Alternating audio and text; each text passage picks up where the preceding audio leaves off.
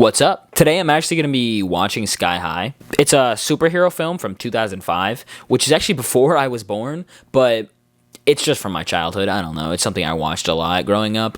And I'm going to be looking back on it to see if it's actually as good a movie as I remember it being, or if it's just nostalgia talking to me. The movie starts off by telling us about Will Stronghold and his family. Both of his parents are two of the strongest superheroes in the world, but the movie actually starts with Will's first day of high school. His first day of school, where is he? A high school specifically designed for superhuman kids. One thing I never really got about these early to late 2000s teen movies was how early and ready everyone was for school in these movies. I mean, they would be doing some random activity like scrapbooking and lifting weights in this movie, and they would just be ready for school like hours beforehand. I don't know about everyone else, but I pretty much woke up about 5 minutes before I had to actually be to school. Come on, man, wake up. You're gonna be late for school. What? What time is it? Dude, it's 7. We have school in 5 minutes. That's perfect. I'll be right on time.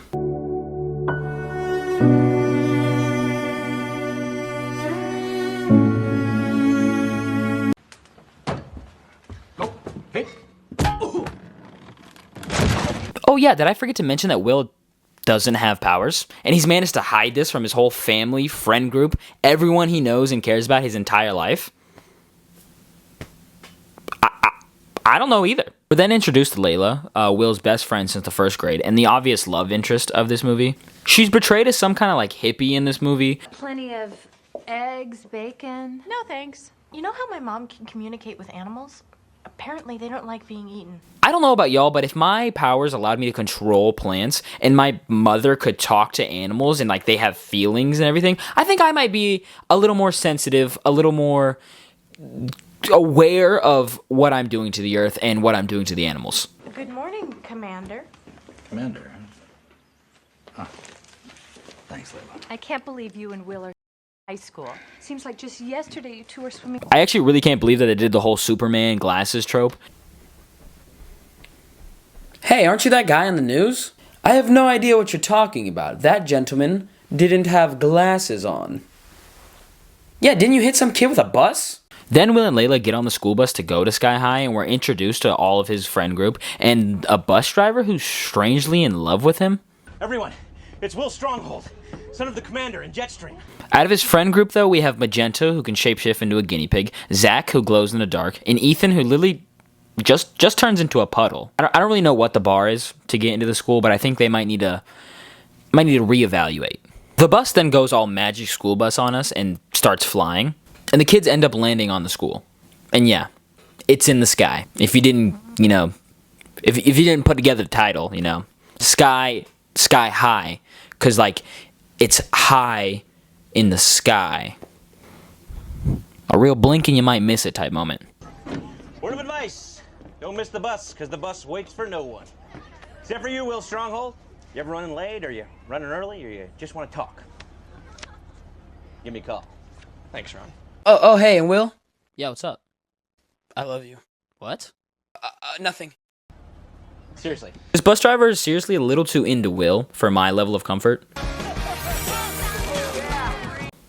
Did they just die? Did she just kill those people? We then get introduced to Speed and Lash, two kids who are weirdly evil for being at a school designed for superheroes. We'd be happy to collect that $15 new student fee. There was nothing about a new student fee in the handbook. We then get introduced to Gwen. She's the class representative for the senior class and maybe the whole school. I don't really know. I don't really remember how it works. But Will is pretty much immediately in love with her. The kids then have to get separated into different classes by a power placement test, which is really just the gym coach looking at all of their powers and deciding whether or not they should be a hero or a sidekick, which seems like a little bit of a flawed system, but it is one of my favorite scenes in the whole movie. Car. Big Larry. Yeah, so what if he couldn't carry that car? Actually, was he prepared to just kill that kid? Oh. Hero. And a handsome one at that. Get out of here, knucklehead. Wait a minute. Did he just assault the student? The kids then take a lunch break in the middle of class and we're introduced to War and Peace, a kid who has a hero for a mom and a villain for a dad. His dad was actually caught by Will's dad a few years prior, but for some reason he really blames this on Will, and it's never explained in the entire movie. Seriously, I have no idea why he blames Will for this. Yeah, Coach, I don't have any powers. This test really isn't for me. Oh, so he is prepared to kill a kid. You know, I'm starting to think this coach might not be such a good guy. Maybe I know why Speed and Lash turned out the way they did. Yeah, so basically the coach exposes that Will doesn't have any powers, and Will and his friends all get put into the sidekick category. Will then gets sent to the nurse to heal all of his wounds, and we find out that it's a possibility that Will might not ever get powers. Oh yeah, and we also get this fantastic scene. There he is. There he is now. Yeah, the bus driver's starting to grow on me. Yeah, so now that everyone knows Will doesn't have his powers, he's scared his dad's gonna find out, so he wants to be the one to break it to him first. But whenever Will gets home, his dad is so proud of him and his first day of school that he actually doesn't let Will really get out a word in the conversation. His dad wants to take him into the secret sanctum, which is like this lair that him and his mom use to do all their superhero activities out of. Go ahead, son. I already added your biometrics this morning. You know, he says he put Will's biometrics into the system this morning, but I'm just wondering how. How did he get his biometrics? It really doesn't make any sense to me. Like his whole handprint. How did he get that? Yeah, so I actually think it's kind of messed up that they never showed Will this place. This place has an arcade machine, a pool table, basically everything to like entertain a kid. And it's been right underneath their house this entire time. Like, I would actually be a little angry with my parents for hiding this from me. Looks like we know Dad's going to a retirement home. Hey, he's got the ego the size of a giant robot. Now, why is there a creepy little gimp?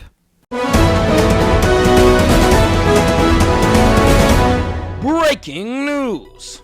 Brilliant YouTuber Bryce Lightyear has officially passed the 100 subscriber mark, and here's what he had to say about it. Yeah, man, well, job's not finished. Words of wisdom, everyone. Listen closely. He's actually asked me to say a few words on his behalf.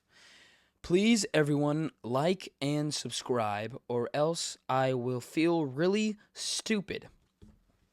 You heard the man. And now over to Jeffrey with the weather. Yeah, you see, so actually in this area right here, we're expected to see lots and lots of I actually don't know how I got this job. I know nothing about the weather. Let's go, Ryan! In other news, police are still investigating the disturbing case of Gregory Jenkins and the school bus killer. It's then Will and his friend's first day in the support class, and we get an interesting little montage of them learning all this stuff. Oh yeah, also we get introduced to All-American Boy. He's a grown man, probably in his 30s or 40s, but he likes to go by Mr. Boy, because that's actually the name that Will's dad chose for him. In this universe, the heroes get to choose their sidekicks' names. The sidekicks actually have nothing to do with what their name is. So they're dead. They did die. I knew it. Will is then having like a study group type thing at his house with all of his friends, and his dad gets to meet all of them. And his dad finds out that they're all sidekicks. And even though they're all like studying together, he still kind of refuses, basically doesn't really even realize that Will is a sidekick too. Actually, they're all sidekicks. Good for you, son. Kid of your stature hanging out with a bunch of sidekicks as a freshman?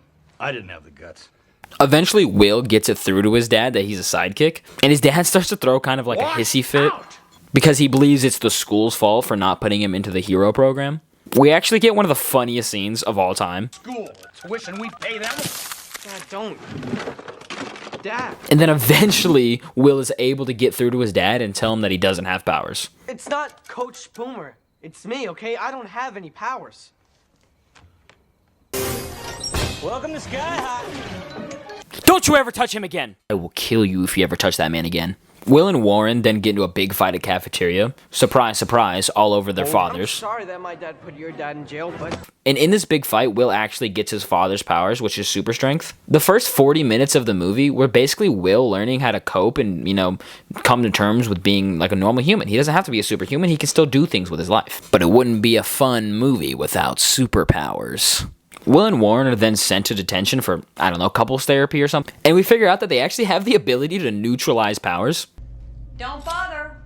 The detention room neutralizes all superpowers. And I don't know about y'all, but if I had a way to neutralize people's abilities, I feel like capturing villains would be a hell of a lot easier. Do they not have some kind of way to put this in a gun or something so that they can use this on villains? I'm evil and my superpowers are unmatched.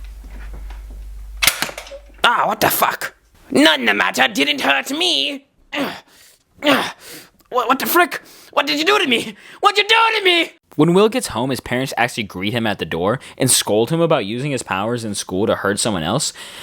But But I don't know, Warren kind of started the fight. Sure, Will kind of ran into Warren at first, but Warren's the one who started using powers. And it kind of seemed like Warren was actually trying to hurt Will. So I'm kind of on Will's side on this one. But as soon as his dad is able to get him away from his mom, his dad's just super ecstatic about the fact that he has powers now. And he even gives him like an Xbox. But you know, time would move a lot faster if we had an Xbox. Uncle. What the hell is with this gimp? The next day, whenever Will shows up to school, he actually immediately gets transferred into the hero course. And just luckily by chance, he gets paired up with Gwen. And she actually helps him a lot with the class and even offers to tutor him more outside of school. You're far too modest, Mr. Stronghold. What the hell's with this movie and killing kids? Then at lunchtime, Gwen actually invites Will to come sit with her and the seniors. And Penny, her friend who can clone herself, actually fills up all of the other seats just so Will's friends can't sit down with them. Which is such a hater activity. And then she makes a stupid joke. No offense, Will. We're not running a loser outreach program. And then proceeds to laugh at her own joke with her other clones.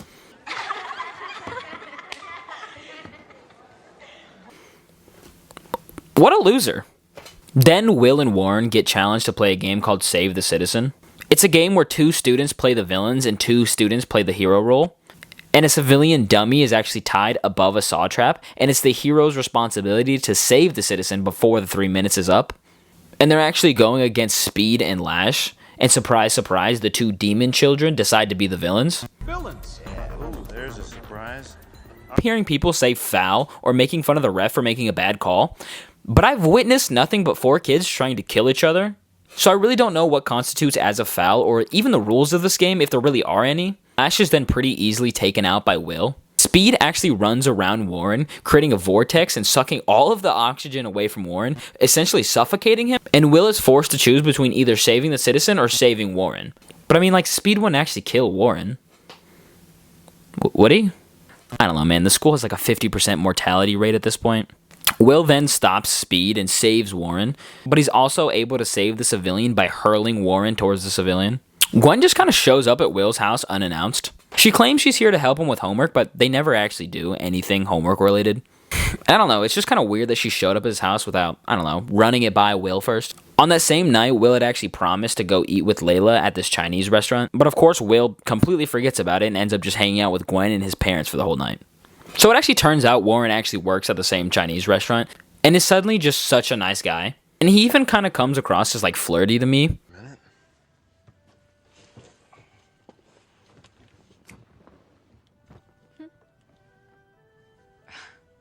And even speaks Cantonese for a reason. I don't know, let's just throw in some random bullshit about the guy.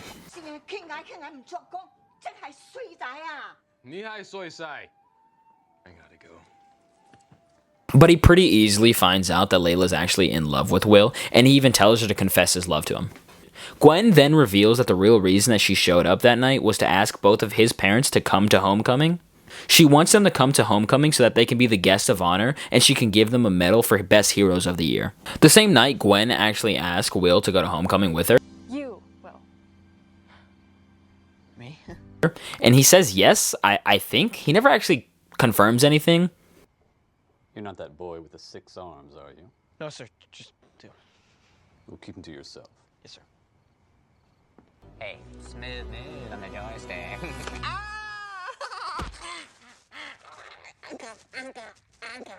I really don't like that guy. The next day, Layla actually tries to ask Will to go to homecoming with her, but Will reveals. Have fun saying that 3 times fast.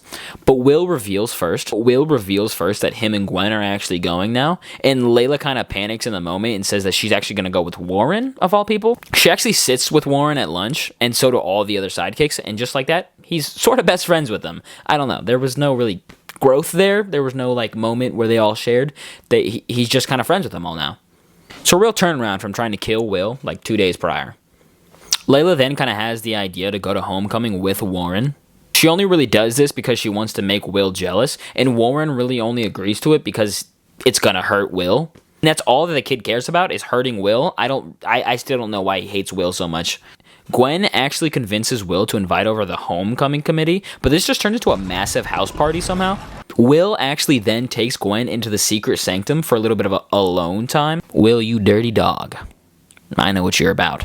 You're about the pinball machine. It's all about the pinball machine. Oh, Will, so, like, why'd you bring me down here? Pinball time, baby! Wait, what was that? Kid sketchy.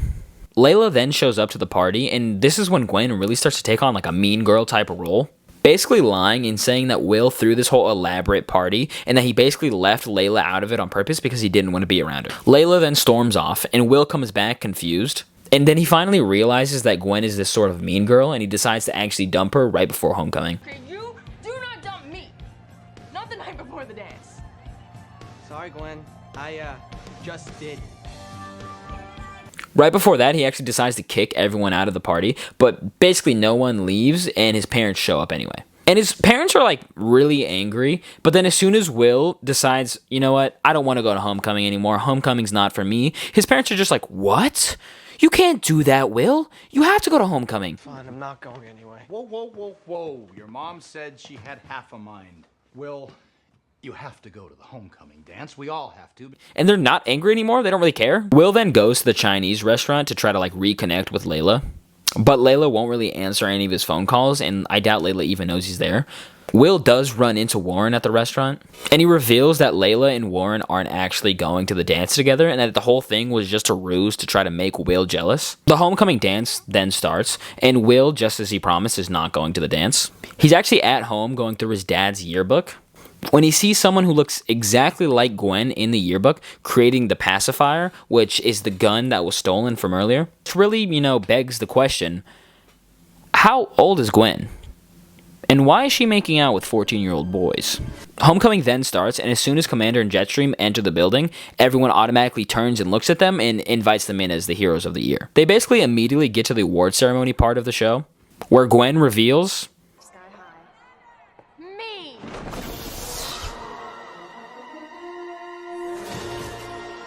Yeah, she's the bad guy.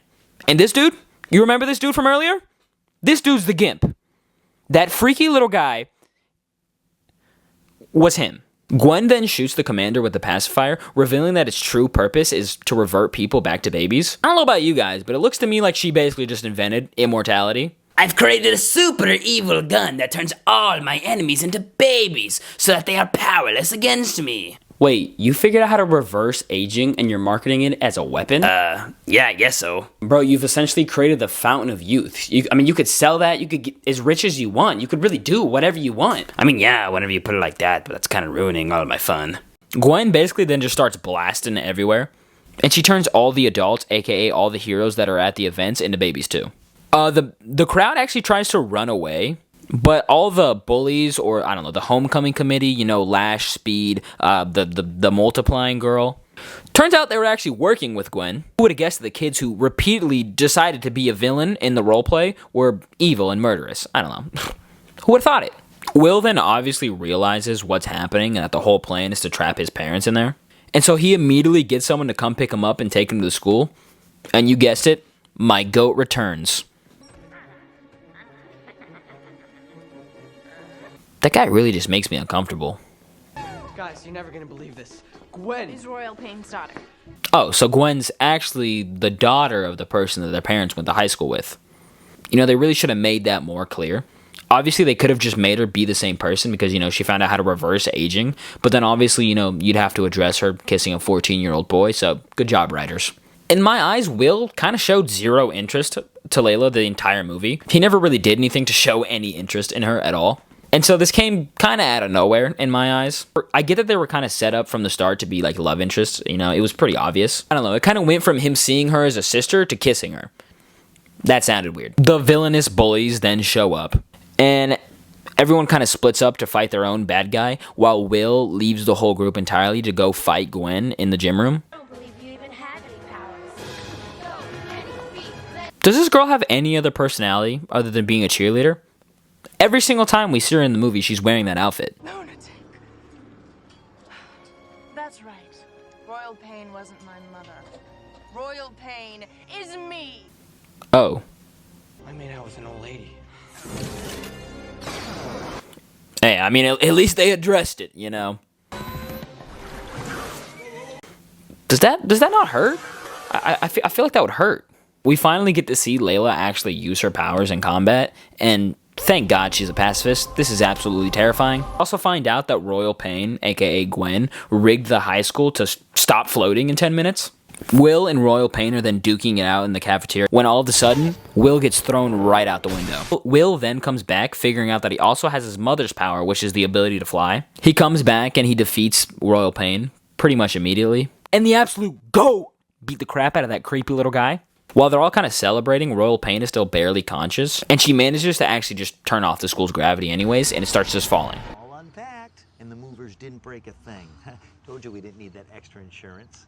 No, I know.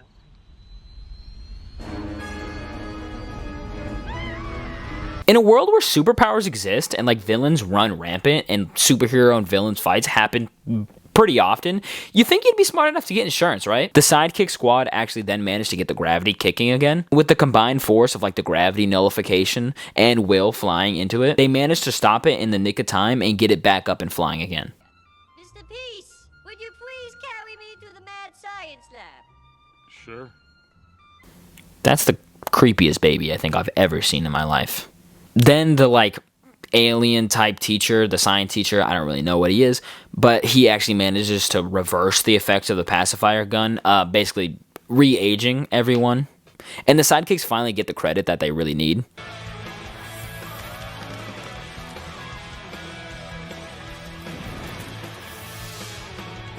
Wait, so is that the girl who froze everyone before?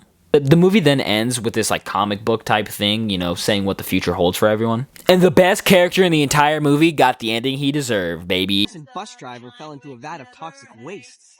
He now works for the mayor defending the city from giant robots. Let's go! He's a superhero! Woo! This movie was actually just a standalone movie. It never got another sequel or anything to it. I think its gross sales were only like doubling its budget, so it wasn't super profitable. But I don't know. That's the end.